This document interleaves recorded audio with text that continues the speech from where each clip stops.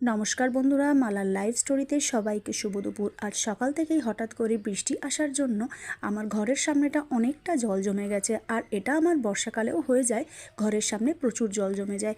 অবশ্য সেটা নিয়ে আমার কোনো দুশ্চিন্তা নেই, কিন্তু আমার একটা জায়গায় আজকে খুব কষ্ট হচ্ছে যে আমার পায়রা আর পাখিগুলি সবকটাই ভিজেছে। পাখিগুলো অতটা না ভিজলেও পায়রাগুলি আমার প্রত্যেকটাই ভিজে গেছে। ওদের ভিজলে একটু সর্দি কাশি হয়ে যায়, আর সবথেকে বড় কথা ওদের পক্স হয়ে যায়। আর ওদের একবার পক্স একজনের বা দুজনের হয়ে গেলে সবারই ছড়িয়ে যাবে, এটা নিয়ে আমি খুব চিন্তিত থাকি। দেখুন কেরাম প্রত্যেকে মিলে ভিজেছে। অনেকে আবার ভেজার পরেও ওই যে জলের জায়গা দেখছেন ওর মধ্যেও বেশ করে চান করে নিল। যাই হোক, ওই আমাদের মতনই অবস্থা আর কি, বৃষ্টিতে ভেজার পর চান করার মতন। তো দেখুন না, আমি যার জন্য একটা প্লাস্টিক দিয়ে দিয়েছিলাম যাতে সবাই মিলে অন্তত পক্ষে ওই প্লাস্টিকটার নিচেটায় আসে। ওদের কি আর অত বুদ্ধি আছে, ওরা আর করেনি সেটা। দু চারজন আসলেও সবাই কিন্তু আসেনি, কিন্তু বেশ ভালোই ভিজে গেছে ওরা।